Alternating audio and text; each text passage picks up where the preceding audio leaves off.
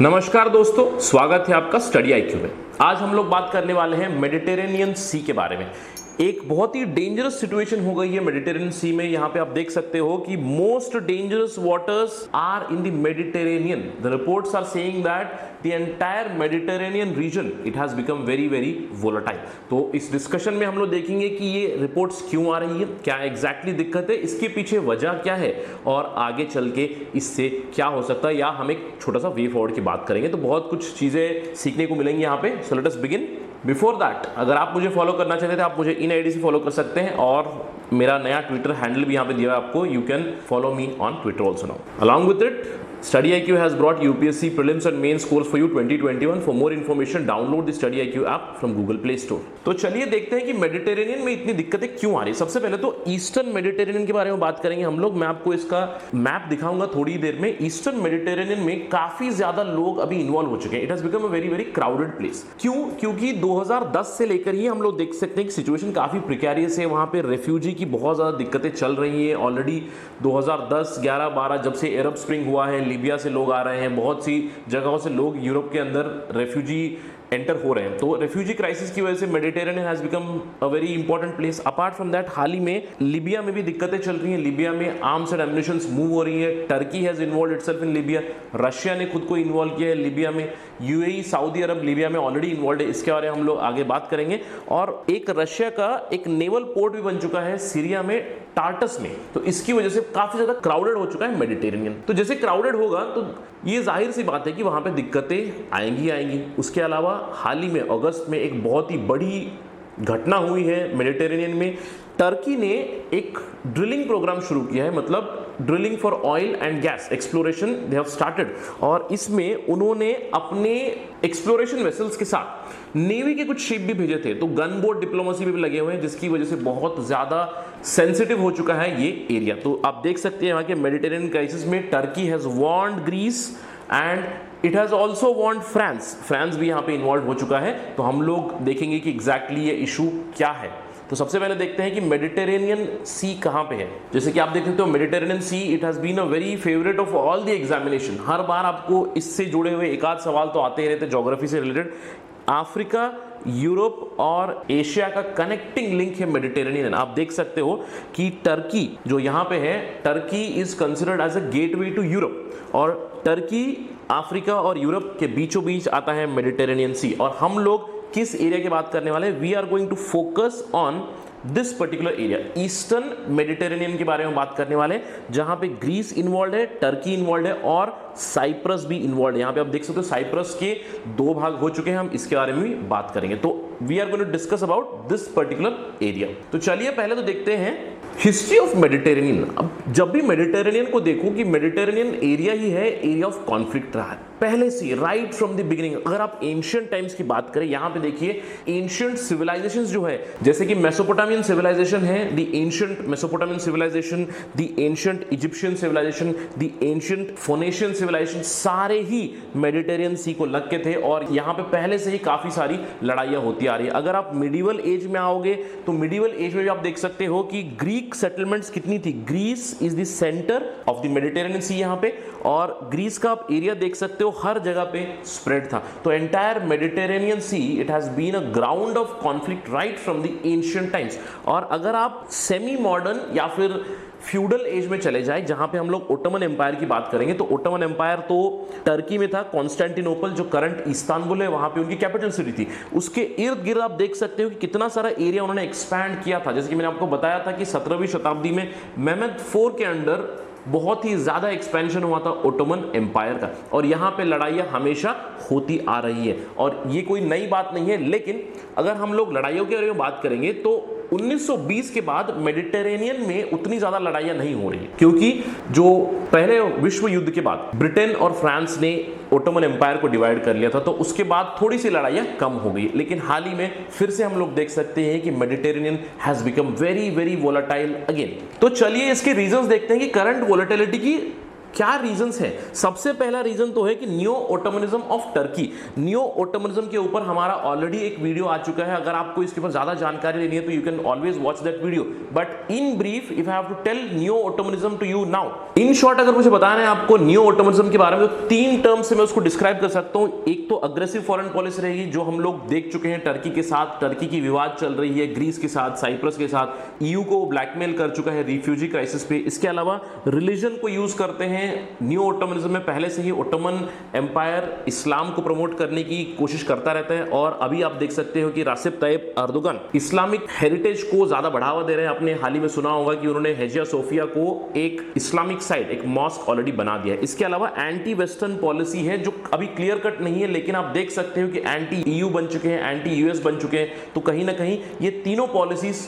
दिख जाती है टर्की की फॉरेन पॉलिसी में। Some sort of new ottomanism is very much visible. So ये पहला रीजन है। इसके अलावा दूसरा रीजन तो है मनी रिलेटेड, पैसे से रिलेटेड है, क्योंकि हाल ही में मेडिटेरेनियन सी में डिस्कवरी हुई है बहुत ज्यादा ऑयल और नेचुरल गैस डिपॉजिट्स की।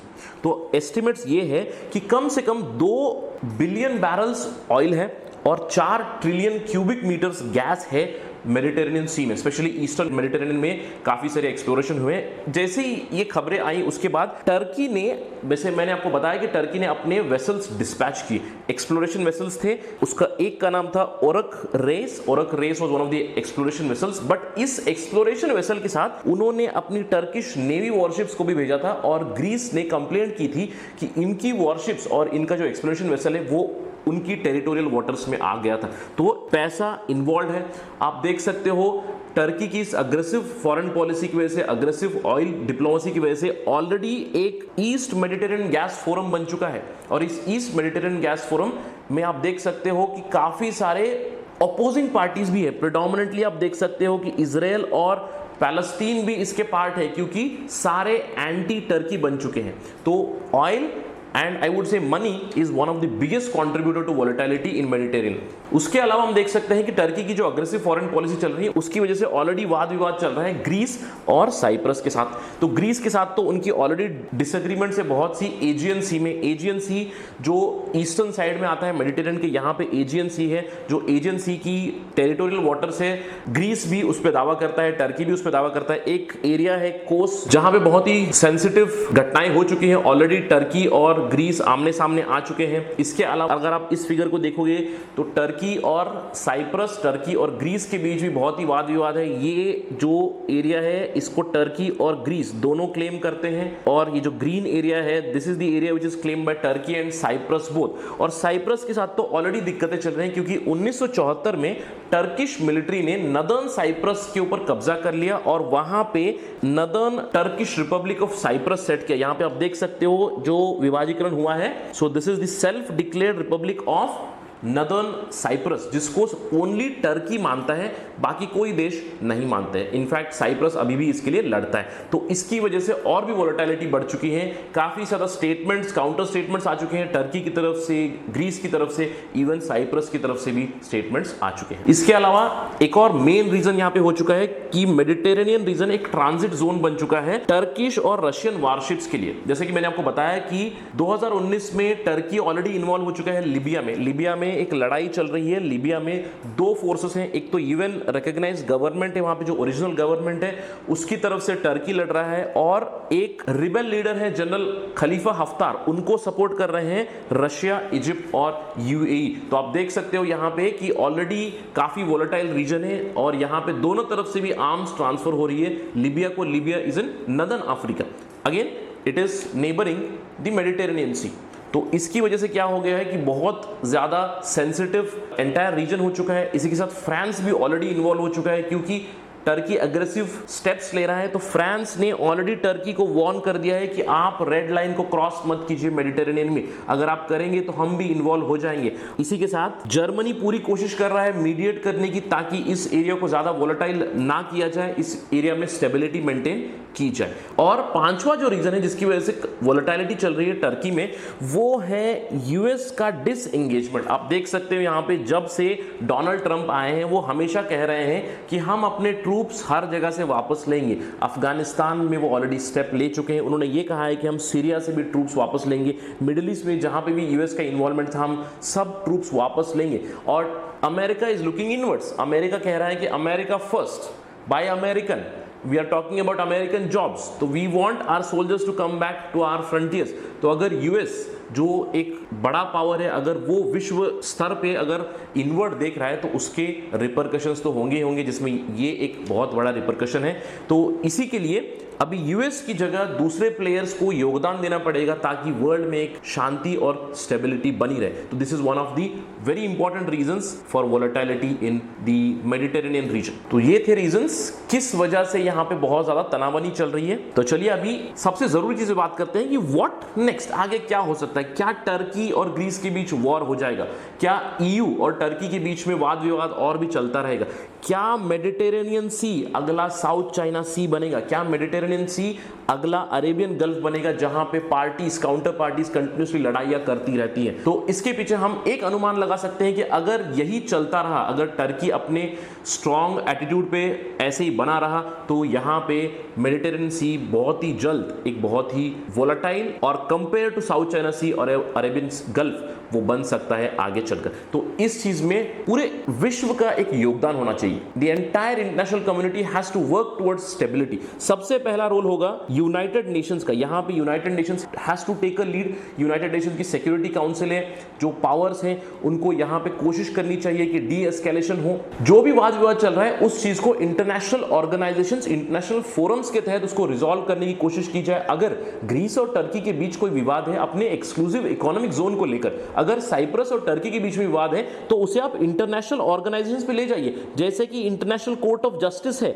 आप इंटरनेशनल कोर्ट ऑफ जस्टिस में केस करिए, दोनों पार्टीज पहुंचिए, जो भी रेजोल्यूशन निकलेगा उसको आप मानिए। या फिर इंटरनेशनल आर्बिट्रेशन कीजिएगा under the UNCLOS United Nations convention on law of seas. उसके ऊपर आप क्लियरली एक इंटरनेशनल आर्बिट्रेशन पे जाइए, एक न्यूट्रल आर्बिटर को बुलाइए और दोनों के बीच में वाद विवाद सुलझाइए। तभी जाकर शांति और स्टेबिलिटी बनी रहेगी मेडिटेरेनियन सी में। इसके ऊपर जो भी डेवलपमेंट होगी हम आपको जल्द से जल्द स्टडी IQ पे लाते रहेंगे। That is it from my side. Thank you very much, have a great day and stay safe.